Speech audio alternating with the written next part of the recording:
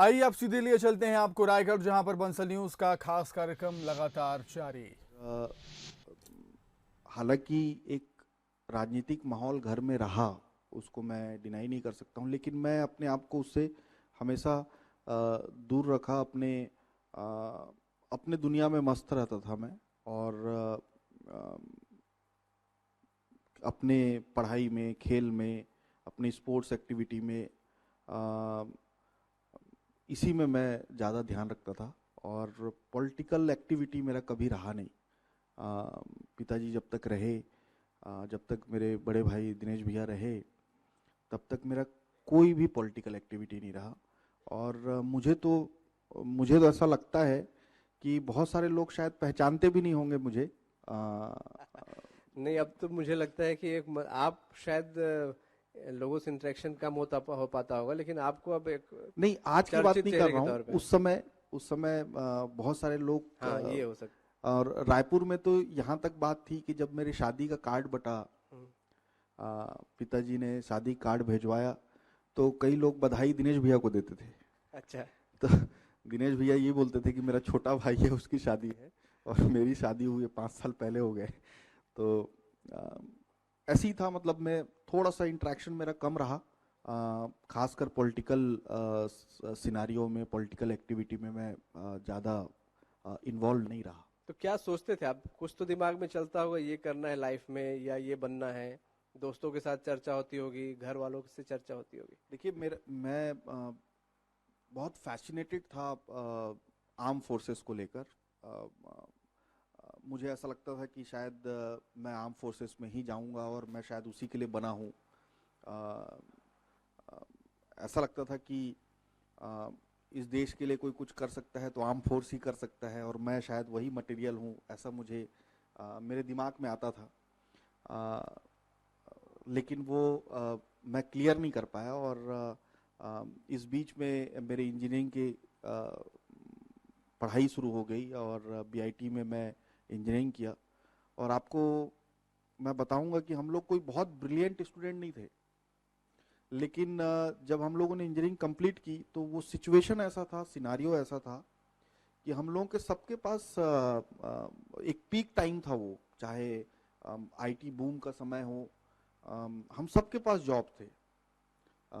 जब हम इंजीनियरिंग से बाहर निकले 2005 में, हम लोग पास आउट हुए। और उस वो टाइम था ऐसा जो अ, अ, मतलब रोजगार काफी ज्यादा था उस क्षेत्र में। तो हम लोग निकले, हमारे हमको जॉब मिल गए, एक नहीं, दो नहीं, तीन तीन जॉब थे हमारे पास। और हम लोग चयन कर रहे थे कि इसमें जाना है कि इसमें जाना है। तो वो एक सिचुएशन था जिस समय मैं ये कहूँगा कि वो हिंदुस्तान के लिए 2000 से लेके 2015-16 तक बहुत अच्छा एक समय था, जिसमें काफ़ी रोजगार यहाँ उपलब्ध हुए। काफी रोजगार उपलब्ध हुए। तो क्या कॉलेज के समय भी, जैसा आप को जैसे बताया प्रकाश जी ने कि वो भी टोरियो में निकल जाते थे बाइक में, तो आप लोग भी क्या कुछ ऐसे ही निकलते थे? यहाँ की गलियों को कैसे छाना करते थे? कॉलेज में बहुत सारी बातें हैं, शायद मैं टीवी पे ना बता पाऊँ। कॉलेज में सबका होता है, एक्टिविटी होती है। अ, अ, वो एक समय अलग ही होता है, वो एक फ्रीडम अलग होता है, उस समय सोच अलग होती है। आप युवा रहते हैं, आपको ऐसा लगता है कि आपकी सोच सबसे बेहतर है, आप सबसे ज़्यादा जानते हैं, ऐसी एक फीलिंग भी आती है उस समय। धीरे धीरे आप में जितनी मेच्योरिटी आती है, जितना आप अनुभव लेते जाते हैं, आपको समझ में आता है कि दुनिया कितनी बड़ी है, लोग कितने ज़्यादा समझते हैं, और आप कहाँ पे हैं, ये बाद में समझ में आता है। लेकिन वो जो टीनेज होता है, जो 18 साल, 19 साल, 20 साल, 21 साल, वो पीरियड ऐसा होता है जब आपको ऐसा लगता है कि आप सबसे बेहतर हैं, आप पैर सबसे जमीन अच्छे पर नहीं हैं। होते उस पैर जमीन पे नहीं रहते, ये सही शब्द है। और उस समय सब कुछ अलग ही दुनिया में आप रहते हैं। लेकिन हाँ, जैसे जैसे आपकी मेच्योरिटी आती है, आप दुनिया को देखते हैं, तो एक अलग पॉइंट ऑफ व्यू बनते जाता है। राजनीति में आप आना नहीं चाहते थे, बहुत सारे सपने थे, लेकिन राजनीति में कैसे आपका आगमन हुआ, किस प्रकार एक दुखद घटना हुई, ये सभी को पता है। क्या उस घटना के बाद आपने फैसला लिया, क्या दिमाग में था कि, क्योंकि बहुत सारी जिम्मेदारियां थी, एक तो पिता का कद आपका इतना बड़ा था कि वो एक बड़ी जिम्मेदारी के तौर पे आम जनता आपसे उम्मीद लगा रही थी, दूसरी तरफ आपका परिवार भी आपकी तरफ देख रहा था कि आप ही संभालेंगे, क्या दिमाग में चल रहा था? जब ये घटना हुई, घटना होने के बाद बीच में ऐसा एक पीरियड था जिसमें पूरा माइंड ब्लैंक था। कुछ सोचा ही नहीं था। मैं ये सोचा था कि पूरे परिवार को लेके मैं बैंगलोर में सेटल हो जाता हूँ, अपना जॉब करूँगा, वहाँ कुछ देखूँगा, इस तरह के ख्याल भी आए थे। लेकिन बहुत सारे लोगों ने कहा कि आप आइए, आपको राजनीति में आना चाहिए, आप वो जगह को वापस से फिल करिए और हम लोग आपको देखना चाहते हैं। और मेरी माँ इसके लिए तैयार नहीं थी, मना कर रही थी वो। तो मैंने सबको यही कहा कि अगर माँ हाँ बोलेगी तो फिर मैं आऊँगा। और धीरे से उन्होंने माँ को भी मनाया और उसके बाद फिर उस फील्ड में आगे बढ़ गए। कितना मुश्किल था एंटर करना, क्योंकि कभी आपने एक प्रॉपर ट्रेनिंग नहीं ली, जैसा कि आपके पिता के साय में हो सकती थी। तब आप बिल्कुल राजनीति से दूर थे, राजनीति में जब आए तब बिल्कुल अकेला सा फील कर रहे होंगे, साथ में सिर्फ समर्थक और जनता। कितनी कठिन डगर थी? कठिनाई बहुत आई शुरू में। जैसा आपने कहा कि जो ट्रेनिंग हो सकती थी, जो नॉलेज लिया जा सकता था पिताजी के रहते, वो मैंने कभी लिया नहीं इस फील्ड के बारे में। तो मेरे लिए एकदम नया क्षेत्र था और मुश्किलें आई। शुरू के समय में तो ऐसा लगता था कि शायद मैं यहाँ के लिए बना ही नहीं हूँ। ये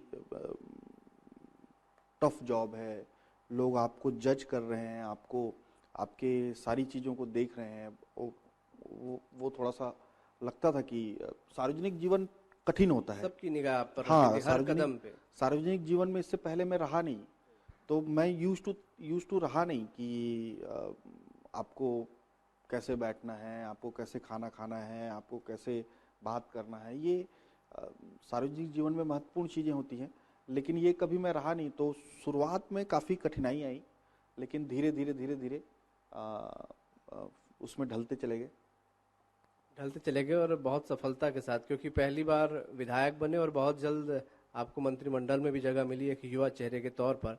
निश्चित तौर पर मुख्यमंत्री का भरोसा, विश्वास आप पर था, महत्वपूर्ण जिम्मेदारियां भी आपको यहाँ पर मिली।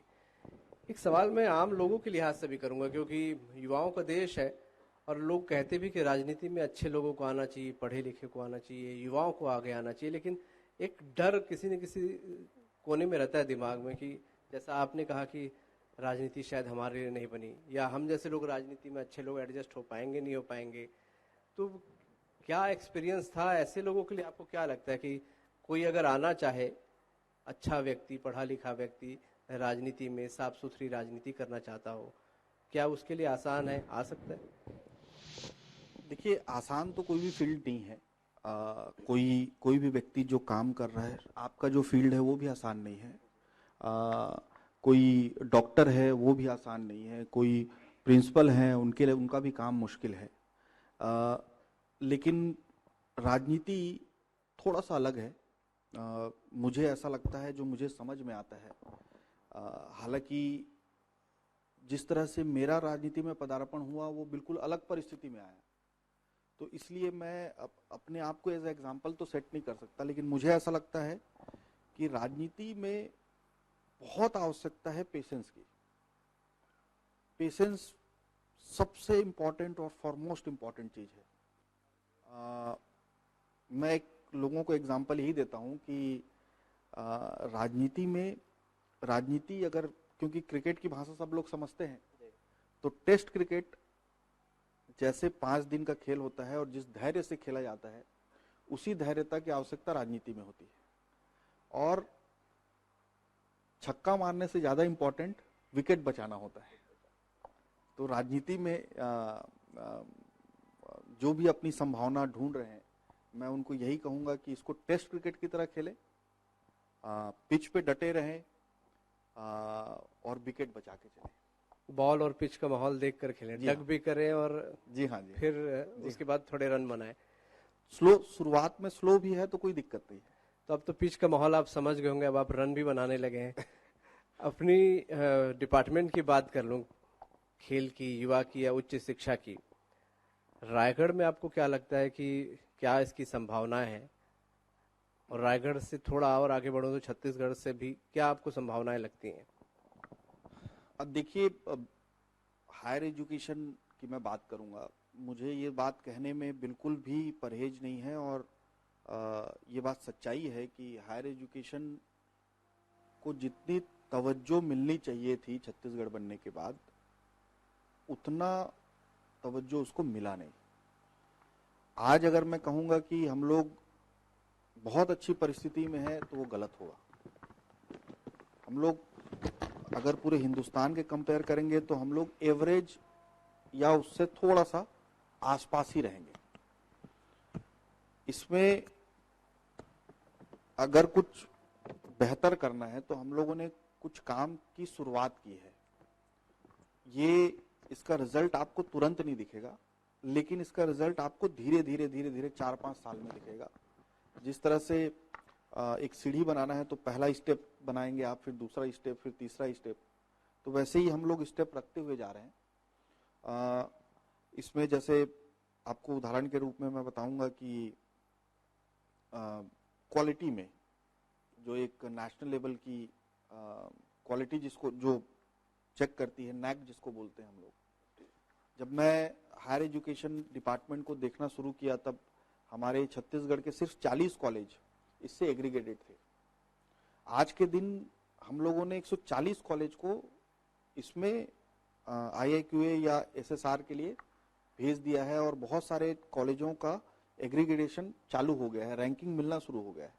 बहुत बड़ी बात है। मुझे लगता है कि छत्तीसगढ़ के लिए, रायगढ़ के लिए इसलिए तालियां जरूर होनी चाहिए, क्योंकि इतने कम समय में आप लोगों को समय भी काफी कम मिला है अभी, उसमें ये उपलब्धि है एक बड़ी। और ये उसमें मैं ऐड करना चाहूंगा कि 2022 में हमारा टारगेट है कि हम छत्तीसगढ़ के हर एक कॉलेज को इस प्लेटफॉर्म पे ले आए। इस प्लेटफॉर्म पे लाने से दो चीजें होती हैं। एक तो आपका कांस्टेंट रैंकिंग होता है, आपके पास एक क्वालिटी एजुकेशन, आपका जो डिग्री है उसकी वैल्यू बढ़ जाती है, आपका क्वालिटी एजुकेशन का मापदंड बदल जाता है। और इस पूरे को एक प्लेटफॉर्म पे लाने से सारे नैक्स एग्रीगेटेड हो गए। उसके बाद हमारी कोशिश ये रहेगी, ये सब लोग एक साथ आ जाएंगे तो जिनकी रैंकिंग डाउन है, कमजोर है, उन सबको आइडेंटिफाई करके हम लोग अप लेवल पे लेके जाएंगे। ये हमारी कोशिश है और 2022 तक हमने टारगेट किया है कंप्लीट करने का, और 2022 के बाद रैंकिंग सुधारने का काम हम शुरू करेंगे। इसी तरह से हम लोग का एक नया प्रोजेक्ट अभी चालू हो रहा है, ई लाइब्रेरी जिसको कह रहे हैं हम लोग। ई लाइब्रेरी से हम लोग जो सारे कॉलेजेस को जोड़ेंगे, कोई भी स्टूडेंट किसी भी समय किसी भी बुक को एक्सेस कर सकता है PDF फॉर्म में। इसके अलावा ये पहला स्टेप होगा। जब ये स्टेप सक्सेसफुल हो जाएगा तो नेक्स्ट स्टेप ये है कि जो हमारे बहुत अच्छे प्रोफेसर्स हैं, जिनकी मांग है, जिनका डिमांड है, उनसे हम हर चैप्टर का वीडियो बनवाएंगे और उस वीडियो को हम उस ई लाइब्रेरी में रखेंगे, ताकि कोई भी स्टूडेंट अगर उस सब्जेक्ट का स्टडी करना चाहता है तो उन प्रोफेसरों के साथ डायरेक्ट उनसे पढ़ सकें। तो ये एक दूसरा है जिसमें टेक्नोलॉजी को एम्बेडेड किया जा रहा है। इसी तरह से हमारे जो रिक्त पद थे कई तरह के, उनको अभी भरने का काम हम लोगों ने शुरू कर दिया है। ग्रंथपाल का हमने नियुक्ति जारी कर दिया है, हमने क्रीड़ा अधिकारी का जारी कर दिया है, अभी सहायक प्राध्यापकों के भी जारी, एक एक सब्जेक्ट जिसका पुलिस वेरिफिकेशन कंप्लीट होते जा रहा है, उनकी नियुक्ति हम निकालते जा रहे हैं। और प्राचार्य का भी, प्रोफेसर का भी हमने निकाला है, जो 30 साल में पहली बार उसकी नियुक्ति निकल रही है। ये 30 सालों में छत्तीसगढ़ में, और जब एमपी भी था तो प्रोफेसर के पद कभी निकले नहीं थे, 30 साल में कभी नहीं निकले थे। तो ये हमने पहली बार किया है। कई सारे कोर्ट केसेस में हमने उसको भी क्लियर हुआ है, और प्रमोशन के पद कई सालों से रुके हुए थे। हर लेवल पे हमने प्रमोशन के पद जो रुके हुए थे उसको भी क्लियर करा के, उसको भी अभी हमने यूजी पीजी प्रिंसिपल का अभी चल रहा है, और जो सहायक ग्रेड 3 थे उनको 2 अभी करके हमने नियुक्ति भी जारी कर दी है। इसी तरह से रजिस्ट्रार के पद कई सालों से नहीं निकले थे, वो भी हम लोगों ने निकाले, उसमें भी भर्ती हो गई है, उसमें भी सिलेक्शन हो गया है, अब उसकी नियुक्तियां निकलने वाली हैं। तो इस तरह से प्रमोशन और नियुक्ति अलग अलग जगह पे हमने किया। तो 3 जगह पे हम लोग काम कर रहे हैं, क्वालिटी पे जिसपे हमने नैक पे अपना फोकस किया है, दूसरी तरह रिक्त पदों पे, चाहे वो प्रमोशन के कारण रुके हों चाहे भर्ती के कारण रुके हों, उसको हम तेजी से करने की कोशिश कर रहे हैं, और तीसरी तरह जो हम टेक्नोलॉजी को एम्बेडेड करने की कोशिश कर रहे हैं हमारे हायर एजुकेशन में। तो 3 अलग अलग डायरेक्शन में हम लोग काम कर रहे हैं। इसका फिर मैं कहूंगा रिजल्ट अभी शायद तुरंत ना दिखे, लेकिन आने वाले समय में इसका रिजल्ट हमको जरूर दिखेगा। बिल्कुल, हम क्योंकि रायगढ़ की जमीन पर बैठे हैं, तो यहाँ भी आपको लगता है किसी प्रकार की कुछ सुविधा युवाओं को, क्योंकि युवा मंत्रालय भी आपके पास है, यहाँ भी कुछ ऐसा हो सकता है? क्योंकि कुछ युवाओं से बात हुई, कुछ एक्सपर्ट से भी बात हुई, उनका कहना है कि यहाँ पर टैलेंट तो है, थोड़ी सी ट्रेनिंग की जरूरत महसूस होती है। बिल्कुल। मैं अब दूसरे विभाग की तरफ चलता हूँ, खेल विभाग की तरफ। हायर एजुकेशन में हमने यहाँ एक नया यूनिवर्सिटी रायगढ़ जिले में खोला है। इस साल से वो फंक्शन हमारा चालू हो गया है, फंक्शन होना चालू हो गया है। और रायगढ़ जिले में यूनिवर्सिटी की परिकल्पना मेरी नहीं है, मैं आपको बताऊंगा, ये मेरे पिताजी की है। मैं उस दिन घर में था, धर्मजयगढ़ के कुछ स्टूडेंट आए थे, और किसी कारण से ट्रेनें उस समय बंद थी, बाधित थी, और उनको जरूरी था बिलासपुर यूनिवर्सिटी जाना, और वो जा नहीं पा रहे थे। वहां पहुंचने में उनको कुछ दिक्कतें हो रही थी। तब उन्होंने एक सोच रखा था उस दिन कि क्यों ना रायगढ़ में एक यूनिवर्सिटी खोला जाए, और यहाँ के स्टूडेंट को कहीं और जाने की जरूरत ना पड़े, यही उनका यूनिवर्सिटी हो। तो वो बात मेरे दिमाग में थी, और संयोग से मुझे वही विभाग मिला, और चूंकि अब वो इस दुनिया में नहीं है, उन्हीं के नाम से, क्योंकि उनकी परिकल्पना थी ये, तो उन्हीं के नाम से यूनिवर्सिटी को खोला गया है। बिल्कुल, इसके लिए जोरदार तालियां होनी चाहिए कि बहुत कम पुत्रों को ये सौभाग्य मिलता है कि पिता की परिकल्पना, वो भी जो आम जनता के लिए हो, उसको साकार करने का मौका मिले। बहुत बधाई देता हूँ उसके लिए आपको भी। ट्रेनिंग की भी कुछ लोग बात कर रहे थे कि चाहे मेडिकल की भी बात कर ली जाए, बहुत सारी चीजें हैं यहाँ पर, कुछ ट्रेनिंग मिल जाए, चाहे एजुकेशन हो, या कुछ व्यापारी थे ज्वेलरी के, हमारे साथ अग्रवाल जी बैठे थे, वो भी बोल रहे थे कि इस प्रकार की थोड़ी कुछ ट्रेनिंग मिल जाए यहाँ पे लोगों को। मैं उस बात को पूरा नहीं कर पाया। मेरे पास स्पोर्ट्स डिपार्टमेंट भी है। एजुकेशन और स्पोर्ट्स सबसे ज्यादा इम्पैक्ट हुए कोविड से। हालांकि देखने को ये जरूर दिखेगा आपको कि 3 साल कंप्लीट हो गए, लेकिन ये 3 साल में ये 1.5 साल पूरी तरीके से स्पोर्ट्स हो या एजुकेशन हो, इसमें कुछ काम हम लोग कर नहीं पाए। लेकिन हम लोगों ने एक खेल विकास प्राधिकरण एक नया बनाया है। इस प्राधिकरण के अध्यक्ष स्वयं मुख्यमंत्री जी हैं, उपाध्यक्ष खेल मंत्री जी हैं, और ये पूरे प्रदेश के खेल संचालन को ध्यान में रख के ये आगे काम करेगा। इसी के साथ साथ हम लोगों ने पायलट प्रोजेक्ट के रूप में 5, 2 रायपुर में और 3 बिलासपुर में हम लोगों ने एकेडमीज ओपन किए हैं। ये एकेडमीज रेसिडेंशियल एकेडमी है। रेसिडेंशियल एकेडमी आज तक छत्तीसगढ़ बनने के बाद या उससे पहले भी कभी छत्तीसगढ़ में रेसिडेंशियल एकेडमी नहीं बना। ये छत्तीसगढ़ के इतिहास में पहला है जब हम लोग रेसिडेंशियल एकेडमी खोल रहे हैं। इसका उद्घाटन हो चुका है, रजिस्ट्रेशन की प्रक्रिया चल रही है। एकेडमी को खोलने के पीछे जो सोच है, जो मंशा है, वो ये है कि हम जो प्लेयर हैं कम उम्र के, उनको रेसिडेंशियल एकेडमी में रखकर उनके लिए कोच की व्यवस्था करेंगे। डाइट उनका प्रॉपर, जो एक स्पोर्ट्स प्लेयर को चाहिए डाइट जिस तरह की, वो व्यवस्था,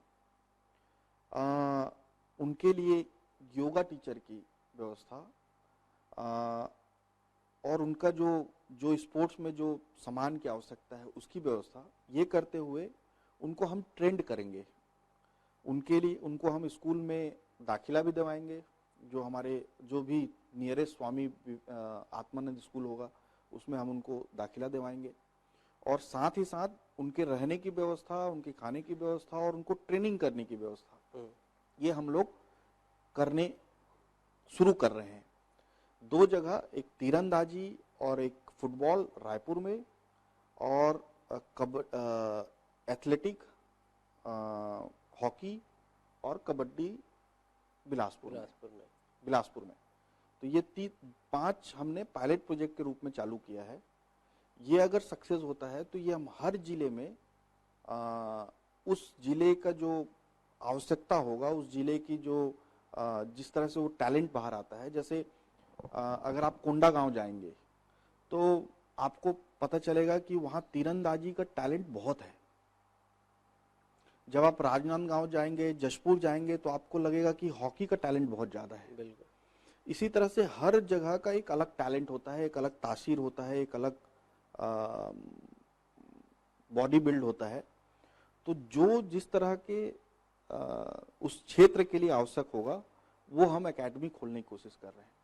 और मुझे लगता है कि अगर ये सक्सेस हो गए हम इसमें, तो जो मेडल टैली में छत्तीसगढ़ आपको दिखता नहीं है, वो कहीं ना कहीं दिखना शुरू होगा। क्योंकि जो बच्चे आज कम उम्र में ट्रेनिंग करेंगे और इनमें जो इंटरेस्टेड होंगे, मैं ये नहीं कह रहा हूं कि हमने 100 बच्चों को अगर या 100 प्लेयर को हमने ट्रेनिंग दिया तो 100 के 100 सक्सेस होंगे, लेकिन हो सकता है इसमें से 5 या 6 जो आगे इसको कैरी फॉरवर्ड करें और अपने आप को इस फील्ड में आगे बढ़ाएं और काम करें, मेहनत करें। तो ये लोग वही होंगे जो मेडल टैली में दिखेंगे। निश्चित रूप से बड़ी अच्छी पहल है, इसके लिए मुझे लगता है जोरदार तालियां होनी चाहिए। क्योंकि जैसा आप बता भी रहे हैं कि ये शुरुआत होनी बहुत इंपॉर्टेंट है। रिजल्ट आने में भले समय लग जाए, लेकिन शुरुआत बहुत अपने आप में अहम होती है, और वो शुरुआत यहाँ पर आप लोगों ने की है। निश्चित रूप से बेहतरीन काम कर रहे हैं। और अब क्योंकि 3rd वेव से हम लगभग निपटने की तैयारी कर चुके हैं, आप उम्मीद करते ना आए तो आप, चाइना और रशिया में थोड़ा प्रॉब्लम शुरू हो गया है, तो हम अलर्ट तो हैं खैर, और संभलते हुए आगे बढ़ रहे हैं। उम्मीद करते हैं कि हमारे देश में वैसी स्थिति ना पैदा हो, हम सभी तैयार हैं इसके लिए। रायगढ़ की मैं बात करूंगा। रायगढ़ में आप क्या सोचते हैं, क्या लगता है आपको कि यहाँ पे किस तरीके से कुछ ऐसा किया जाए कि रायगढ़ की ओर लोग बड़ी तेजी से, या इस जिले की ओर लोग आकर्षित हों? सांस्कृतिक रूप से इसे लाना चाहिए, या और कुछ इंडस्ट्रियल एरिया तो है ही है, क्या कुछ यहाँ पर संभावनाएं आपको दिखती हैं? देखिए, रायगढ़ में बहुत संभावना है। रायगढ़ छत्तीसगढ़ में एक अहम स्थान रखता है। रायगढ़ में वो सारी चीजें हैं जिसको अगर बढ़ाया जाए, जिसको अगर और बेहतर किया जाए, तो यहाँ लोग तेजी से आकर्षित होंगे इस क्षेत्र में। देखिए, जब इंडस्ट्रियल एरिया के रूप में ये डेवलप हुआ, जब इस तरह से यहाँ, तो काफी तेजी से लोग यहाँ आए। जब तेजी से लोग आते हैं तो उसके साथ 2 पहलू रहते हैं सिक्के के।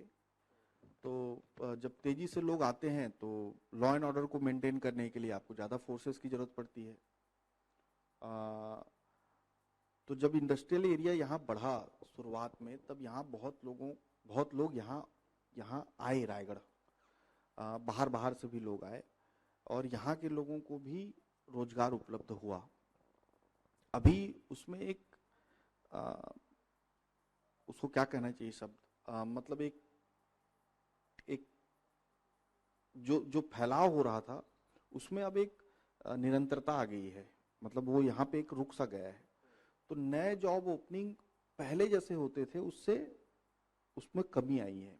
वो जॉब तो उतने लोग कर रहे हैं, लेकिन वो जो बढ़ाव था हर साल जो बढ़ रहा था कि इतने लोग नए लोग जॉब में आएंगे, इतने नए, उसमें एक निरंतरता आई है। ये सिर्फ छत्तीसगढ़ में नहीं, पूरे भारतवर्ष में ये ट्रेंड देखने को मिल रहा है। अभी हम लोगों ने एक नया चीज शुरू किया है। जो हमारा स्टूडेंट है स्कूल का, उसको हम लोग 12th पास करते करते ITI का भी डिग्री दे सकें, इसकी व्यवस्था हम लोग कर रहे हैं। उसके लिए उनको एक्स्ट्रा टाइम थोड़ा सा निकालना पड़ेगा, और ये कंपलसरी नहीं है। ये ऐसा नहीं है कि कोई स्टूडेंट स्कूल में है तो उसको ये करना ही पड़ेगा। उसके चॉइस के हिसाब से ये कोशिश हम लोग कर रहे हैं, और अभी हम लोगों ने दुर्ग जिले में इसको शुरुआत की है। इसकी जो हमारा 11th और 12th का स्टूडेंट है, उसको हम लोग आइडेंटिफाई कर रहे हैं। कुछ ITI के कुछ ट्रेड, वो ट्रेड पे हम उनको ट्रेनिंग देंगे, और अगर वो ट्रेनिंग पे सक्सेसफुल होता है, पास होता है, तो उसको डिग्री भी मिलेगी। वो एक सर्टिफिकेट काइंड ऑफ, जिससे वो जब 12th से बाहर निकलेगा तो वो एक स्किल्ड मैन पावर के रूप में बाहर निकलेगा। अभी 12th से अगर कोई बाहर निकलता है तो अनस्किल्ड मैन पावर के रूप में बाहर निकल रहा है। ऐसी परिस्थितियां बन जाती हैं कई बार किसी परिवार के साथ, और कई जगह ये देखने को मिला है कि 12th के बाद लोग आगे नहीं पढ़ रहे हैं। उनकी परिस्थिति ऐसी है या पारिवारिक ऐसा उनको झेलना पड़ रहा है कि 12th के बाद उनको सीधे जॉब में जाना पड़ रहा है। तो जो स्टूडेंट 12th से बाहर निकल रहा है, हम उसको एक स्किल्ड मैन पावर के रूप में उसको बाहर निकालें, ताकि एक स्किल्ड और अनस्किल्ड, कोई भी इंडस्ट्री वाले को आप पूछेंगे तो स्किल और अनस्किल में सैलरी का बहुत फर्क पड़ जाता है। तो ये एक नया स्टेप हम लोगों ने शुरू किया है, ताकि जो हमारा जो मैन पावर है वो शुरुआत में ही 12th से निकलते ही एक स्किल्ड मैन पावर के रूप में निकले। इसके साथ साथ हम लोगों ने एक अलग अलग टाइप की ट्रेनिंग हम लोगों ने आइडेंटिफाई किया है। उसमें मुख्यमंत्री स्किल डेवलपमेंट और प्रधानमंत्री स्किल डेवलपमेंट, इन दोनों को कंबाइन करके अलग अलग रुचि के हिसाब से, अलग अलग क्षेत्र के हिसाब से ट्रेनिंग का वो चालू किया है, और वो भी हम बहुत जल्दी शुरुआत करेंगे, ताकि उसका भी बेनिफिट जो बिल्कुल भी नहीं पढ़े हैं या पढ़े हैं, उनको भी वो फायदा मिलना शुरू हो। तो ट्रेनिंग में हम लोग ये पार्ट कर रहे हैं। जी, निश्चित रूप से इसका फायदा मिलेगा, क्योंकि स्किल अपने आप में एक अहम जीवन यापन करने के लिए हथियार कहा जाएगा, जिसका वो बहुत अच्छे से इस्तेमाल कर सकते हैं। आखिरी सवाल है, सवाल कहें या मैं चाहूँ? एक मिनट, एक चीज, इसका ये कतई मतलब नहीं है कि हम किसी भी स्टूडेंट को चाहते हैं कि वो सिर्फ 12th तक पढ़े। नहीं, हम लोग ये बिल्कुल नहीं चाहते हैं, लेकिन कई बार ऐसी परिस्थिति देखने को मिला है। निश्चित रूप से कई बार ऐसी परिस्थितियां बन जाती हैं, तो अनस्किल्ड न रहे, उसके पास जीवन यापन करने के लिए एक स्किल हो, अच्छा जीवन वो भी यापन कर सकता है। रायगढ़ एक अच्छा स्थान पाया है वैक्सीनेशन पे, इसके लिए आप सभी को मैं पहले बहुत बधाई देता हूँ।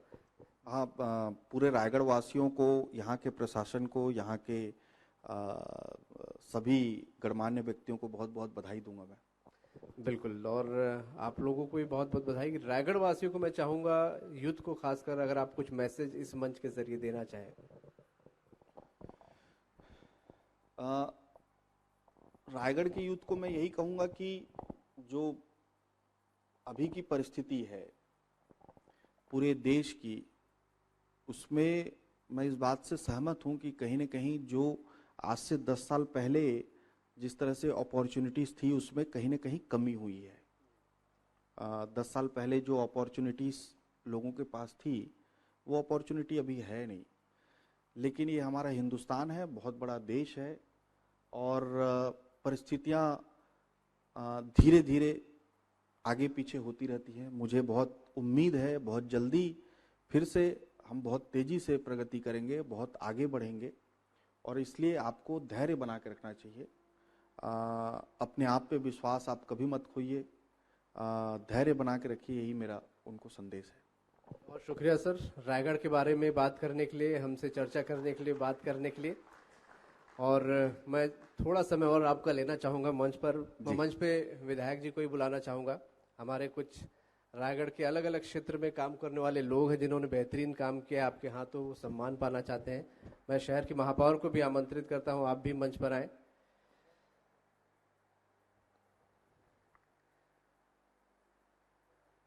उमेश, तुम बुलाते जाओ।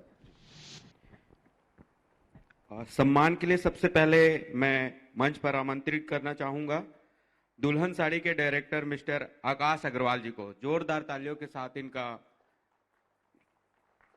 स्वागत करें।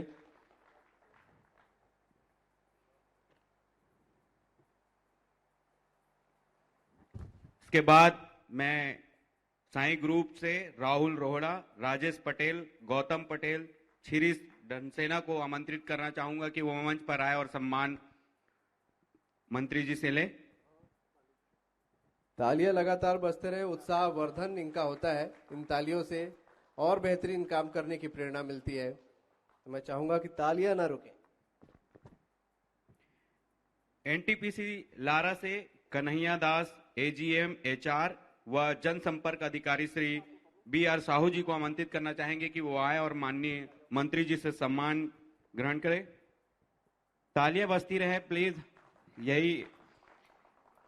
इसके बाद मैं आमंत्रित करना चाहूंगा Ram Bhagat Lakshmi Narayan jewellers private limited के डायरेक्टर सम्माननीय पवन अग्रवाल जी को कि वो मंच पर आए।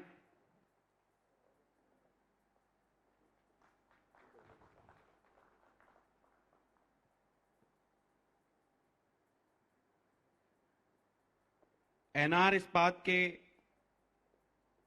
ग्रुप से अंकित अग्रवाल, शुभम अग्रवाल, अनिकेत अग्रवाल को मैं मंच पर आमंत्रित करता हूं कि वो आए और मंत्री जी से सम्मान लें। मैं चाहूंगा कि सभी तालियों से इनका स्वागत करें।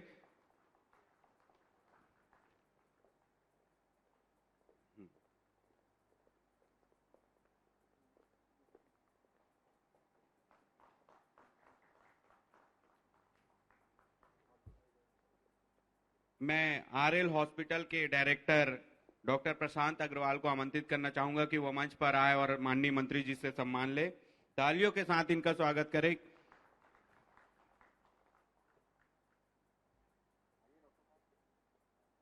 संजीवनी हॉस्पिटल के डायरेक्टर श्री पुरुषोत्तम अग्रवाल से निवेदन करता हूं कि वो मंच पर आए और सम्माननीय मंत्री जी से सम्मान ले। हमें बहुत गौरवान्वित महसूस हो रहा है कि हम आप लोगों को ये सम्मान दे रहे हैं। अब आप लोगों ने अपने अपने क्षेत्र में, अलग अलग क्षेत्रों में जो बेहतर काम किया है, उसके लिए सम्मान आप लोगों को दिया जा रहा है। जोरदार तालियों से इनका भी स्वागत करें। अग्रोहा धाम चैरिटेबल ट्रस्ट रायगढ़ के अध्यक्ष माननीय श्री राकेश अग्रवाल जी से मैं निवेदन करूंगा कि वो मंच पर आए और सम्माननीय मंत्री जी से वो सम्मान ले।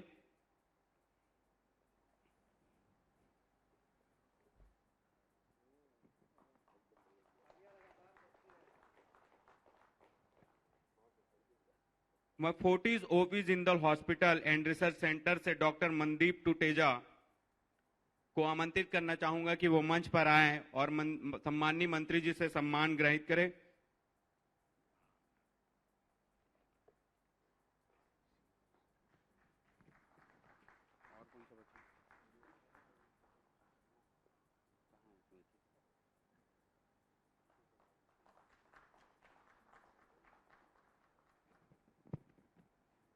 Fortis OP Jindal hospital and research centre के CEO श्री प्रेमनाथ साहू जी को मैं मंच पर बुलाना चाहूंगा कि वो यहां पर आए और सम्माननीय मंत्री जी से सम्मान ले। जोरदार तालियों के साथ भी इनका स्वागत करें।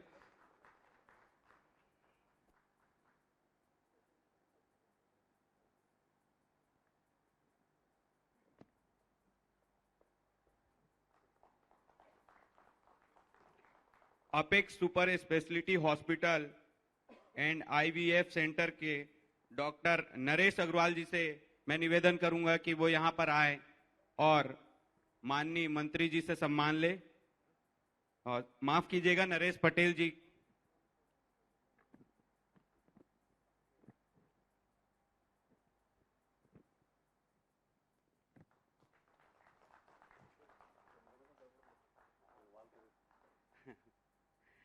राजप्रिय हॉस्पिटल के डायरेक्टर डॉक्टर रामकृष्ण शर्मा जी से निवेदन करूंगा कि वो मंच पर आए और सम्माननीय मंत्री जी से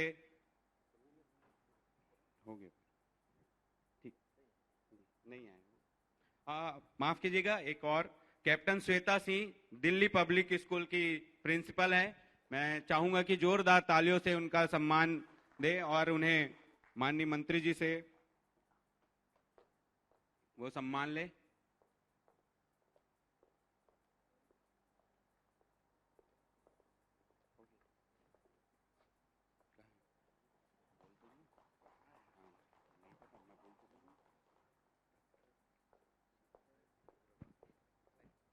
गुरु कृपा पैरामेडिकल कॉलेज के बिलासपुर से पहुंचे डायरेक्टर डॉक्टर अजय त्रिपाठी जी से निवेदन करूंगा कि वो मंच पर आए और सम्माननीय मंत्री जी से सम्मान ले। जोरदार तालियां बजनी चाहिए, क्योंकि सभी अपने अपने अलग अलग फील्ड पर बेहतर काम किया है और यही वजह है कि आज हम इन लोगों को सम्मानित कर रहे हैं। मैं स्मृति चिन्ह के लिए अतिथियों के सम्मान पर श्री उमेश पटेल जी, कैबिनेट मंत्री, आपके शहर के विधायक प्रकाश नायक जी और मेयर जानकी काटजू जी का बहुत बहुत धन्यवाद। Thank you.